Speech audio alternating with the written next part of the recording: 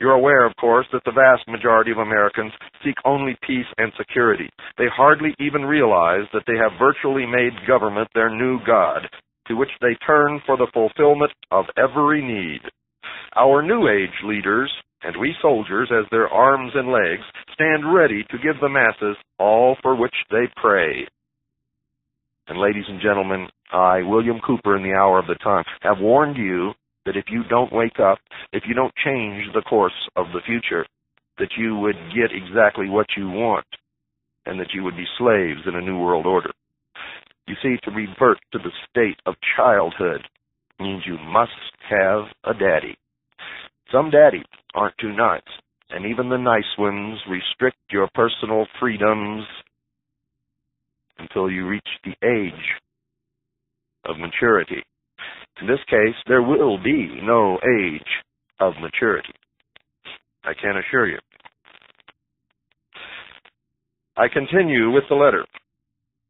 Let me repeat, our job within the criminal justice system today is to protect the plan, the system, and punish those that our leaders decide are enemies of that system. You doubted me when I said there was a plan, ladies and gentlemen? There is the verification that there is, in fact, a plan, an ancient plan. I continue. Of course now, as with our Soviet colleagues under New Age humanist situation ethics, we are not limited in the methods we may apply to win. We can therefore proceed with unobstructed haste to make the masses safe and peaceful.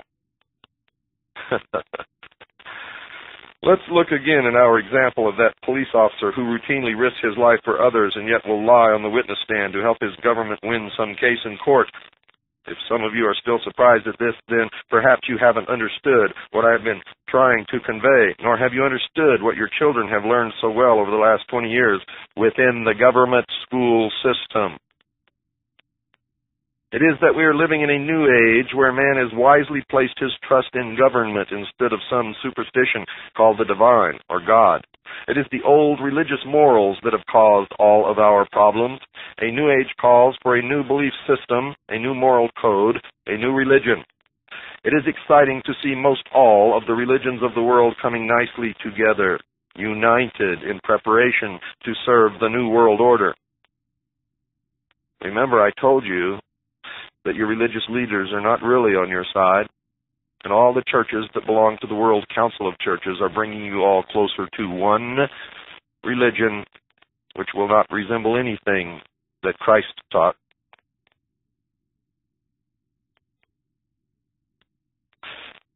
I continue. We must all dedicate ourselves to obeying our leaders without question and to the instruction of succeeding generations toward our utopian goals of world peace. I would like to introduce you to one present-day scholar, Dr. Sidney Simon, who has been very effective and deserving of much credit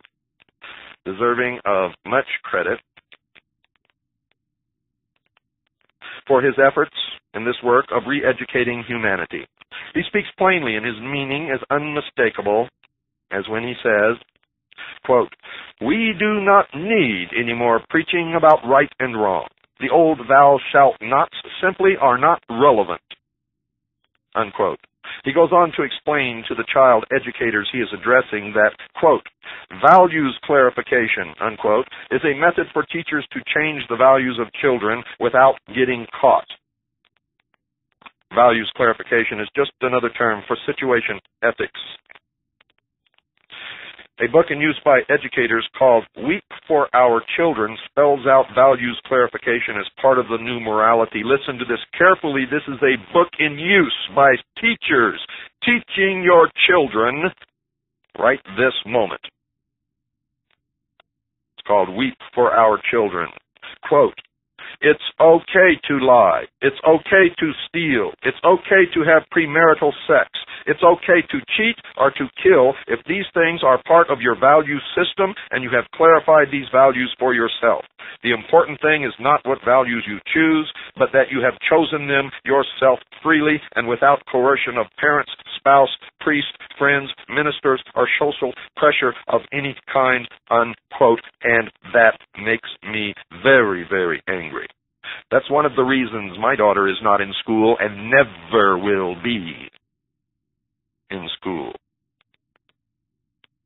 She already now knows more now than most children twice her age from the home schooling. Ladies and gentlemen, I'm going to read the last paragraph again. I want you to hear this. Remember, this is a book in use by teachers, educators, called Weep for Our Children, and it spells out values clarification as part of the new morality.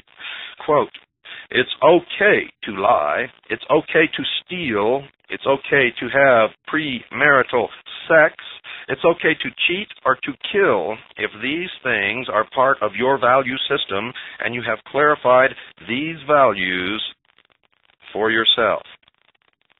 The most important thing is not what values you choose, but that you have chosen them yourself freely and without coercion of parents, spouse, priest, friends, ministers, or social pressure of any kind."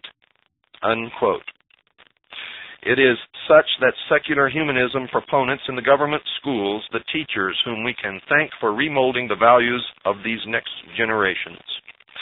When the government national child care bill is passed, it will be a great day for humanists and proponents of world peace. What wonders we can achieve once we have the attention of the nation's preschoolers for 6 to 9 hours a day. Look what we have already accomplished with the older age groups of America's youth. As I hinted earlier, this new society based on the deity of man will demand a new kind of law enforcer. Remember I told you? They believe that man is in a state of becoming what? A god. He says, as I hinted earlier, this new society based on the deity of man will demand a new kind of law enforcer.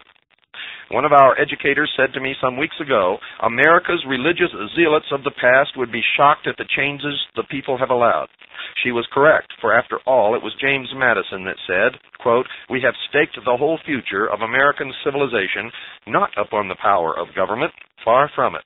We have staked the future upon the capacity of each and all of us to govern ourselves, to sustain ourselves according to the 10 Commandments of God," unquote.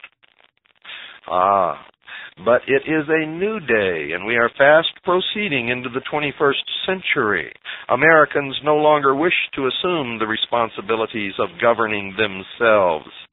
Happily for them, there is a whole new generation of very dedicated leaders and enforcers in government to see that they are cared for. Let me address for a moment the question of police manpower.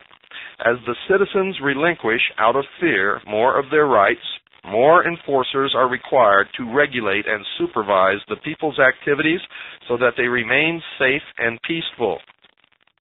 Who would have thought 100 years ago that the integration of fear of literally everything would have been the answer to establishing the New World Order?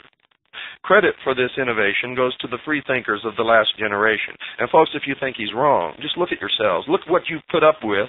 Look what you've allowed to happen. Look at the state our nation is in. Look at the fact that we've already lost most of the Bill of Rights, the portion of the Constitution known as the first 10 Amendments. You all file and pay income taxes, which you are not required to file or pay. You do everything out of fear. And that's why you're known as the sheeple. Most of you. Not all, but most, without any doubt. Most of you, that title fits like a handmade pair of Italian shoes. It's very comfortable, isn't it? Isn't it?